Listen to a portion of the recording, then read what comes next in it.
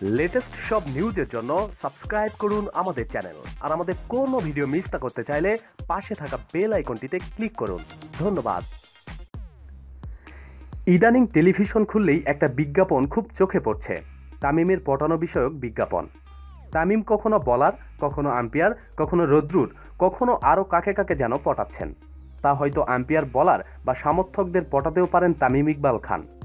কিন্তু একটা ব্যাপার বিশ্বাস করুন ভাই, পটানো বলতে প্রথমে যেটা মাথায় আসে সেই বান্ধবী পটানোর ব্যাপারে তামিম একেবারে শুরু থেকেই বড় আনাড়ি। আসলে আনাড়ি না বলে বলা ভালো, সে চেষ্টা খুব একটা করেনি চট্টগ্রামের খানবাড়ির এই যুবরাজ। কেন করেননি? কারণ সেটার দরকার হয়নি। কারণ অন্যদের পটাবেন কখন? পুরো কৈশোর তো কেটে গেছে একজনকে পটাতে পটাতে। ঠিক ধরে ফেলেছেন আয়েশা সিদ্দিকা। হ্যাঁ, সারা জীবন এই একজনকেই পটাতে পটাতে কেটে গেল তামিমের। চট্টগ্রামের বনিদি পরিবারগুলোর এমনিতেই বিয়ের অনুষ্ঠান জাঁকজমক করার একটা রেওয়াজ আছে, তার ওপর তামিমের ব্যাপারটা আবার একটু আলাদা। এই পরিবারের আদ্যপত্য তারকার ছড়াছড়ি। একেবারে সোজা সাপটা 3 টেস্ট ক্রিকেটার তার পরিবারের। আইসিসি ট্রফিজয়ী অধিনায়ক আকরাম খান, জিম্বাবুয়ের বিপক্ষে সিরিজের জয়ের নায়ক টেস্ট সেঞ্চুরিয়ান নাফিজ ইকবাল খান এবং উইনজেডনের বর্ষসেরা তামিম ইকবাল খান। টেস্টের আগিনা ছেড়ে আরেকটু ভিতরে খোঁজখবর নিন। তামিমের বাবা ইকবাল খান নিজে তুখোড় ফুটবল ও টেনিস খেলোয়াড় ছিলেন, ক্রীড়া সংগঠক ছিলেন। বলা হয় খান পরিবারকে ক্রীড়া পরিবারে পরিণত করার স্বপ্নদ্রষ্টাও ছিলেন সেই মানুষটি। এরপর আকরাম খান, তাছাড়াও তামিমের বাকি চাচারা সবাই দেশের শীর্ষ পর্যায়ে ক্রিকেট খেলেছেন। তামিমের মা জেলা ক্রীড়া সংস্থার বিশিষ্ট সংগঠক। তামিমের ফুপা সিরাজ উদ্দিন আলমগীর বিসিবির সাবেক পরিচালক ও শীর্ষ সংগঠনের একজন। এমন পরিবারের ছোট ছেলের বিয়ে সারা দেশ জানবে না তা কি হয়? হ্যাঁ, সারা দেশকে জানিয়ে প্রায় 1 সপ্তাহ ধরে চট্টগ্রাম থেকে ঢাকায় এসে শেষ হয়েছে সেই বিয়ের অনুষ্ঠান। অবশেষে মহা ধুমধাম করে দীর্ঘদিনের প্রেমিকা আয়েশা ঘরণী হয়েছেন।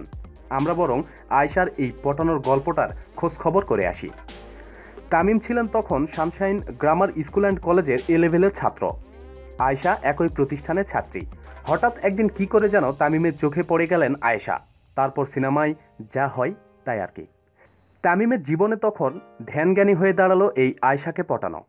কিন্তু জীবন তো আর সিনেমা নয়, চাইলেই পটিয়ে ফেলা যায়। প্রথম ইশারা ইঙ্গিতে চেষ্টা করলেন, কাজ হয় না। এরপর আয়েশার এক বান্ধবীকে দিয়ে প্রস্তাব পাঠানো, এটা চিরায়ত উপায়। কিন্তু এতেও কাজ হলো না। অবশেষে তামিম ঠিক করলেন আর ডিফেন্স করে লাভ নেই, হোক পেস বোলিং, এবার সামনে বেড়ে তুলে মারতে হবে। এগিয়ে গেলেন, সোজা হেঁটে গিয়ে বললেন আই লাভ ইউ। টি-20 যুগ, এতে নাকি কাজ হয়ে যায়। কিসের কি, কাজের ক হলো না। একেবারে শোনামাত্র প্রস্তাব খারিজ করলেন আয়েশা। ঠিক কি বলে খারিজ করেছিলেন তা নিয়ে আন্তর্জাতিক বিতর্ক আছে। তবে কেউ বলে আয়েশা নাকি বলেছিলেন I hate this word love. ওমা, তাহলে কিভাবে হবে? আপনি কি জানেন তামিম মারকাটারি ব্যাটিংয়ের পাশাপাশি মাঝে মাঝে স্পিন করেন। স্পিনদের মাথায় বলের মতোই বাঁক নেওয়ার কিছু বুদ্ধি থাকে। এবার তামিম পার্ট টাইম স্পিনার বুদ্ধিটা কাজে লাগালেন। বিনয়ের সঙ্গে প্রস্তাব দিলেন, আচ্ছা প্রেম করে কাজ নেই, ওটা ভালো কথা, ওর চেয়ে আমরা বন্ধু হিসাবে থাকি। হ্যাঁ, এটা ভালো প্রস্তাব। এমন নিরীহ প্রস্তাবে আর না করলেন না আয়েশা।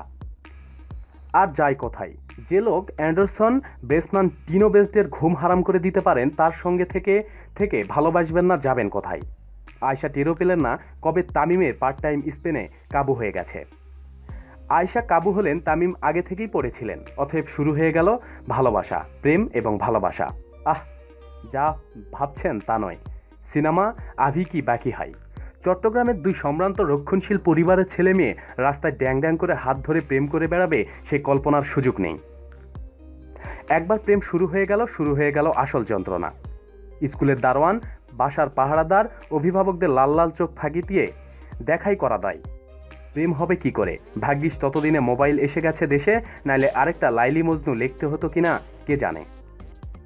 মোবাইলে আবার বেশি কথা বলার উপায় নেই, তাহলে ধরা পড়ে যাবে। তাই ছোট্ট টেক্সট মেসেজ পাঠিয়ে চলে প্রেম। আর ফাঁকে ফুসটাতে একবার চোখের দেখা মিললেই যেন আকাশ হাতে মিলে। এর মধ্যে আয়েশা একবার বাসায় টেক্সট পাঠালে ধরা পড়ে কেলেঙ্কারিও নাকি হতে বসেছিল। সমস্যাটা দিনকে দিন আয়েশার তরফে বাড়তে থাকে। তামিম ওপেনার মানুষ তো, মাকে বলেই প্রেমের জানাজানি সূচনাটা করেই রেখেছিলেন। তামিমের মাও খুব সেকেলে মানুষ নন, তাই মেনে নিয়েছিলেন ব্যাপারটা। কিন্তু আয়েশার হলো ঝামেলা, বাড়িতে বলতেও পারে না, সইতেও পারে না।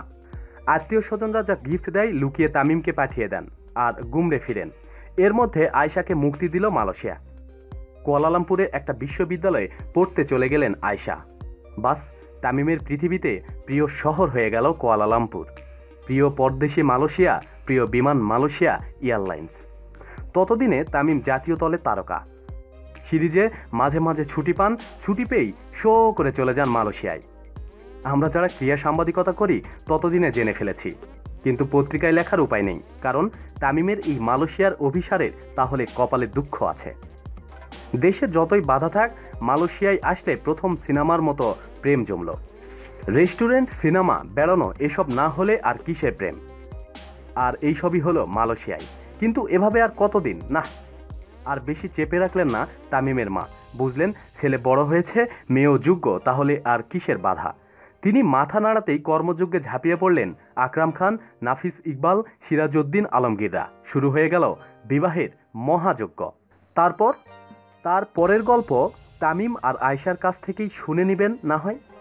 শুধু তামিম মাঝে একদিন গোপনে বলার মতো করে বলেছিলেন, সে জীবন আর এ জীবন একটা বড় পার্থক্য আছে, শুনবেন? এখন আর ওর সঙ্গে লুকিয়ে দেখা করতে হয় না। এ না হলে পটানোর সুফল।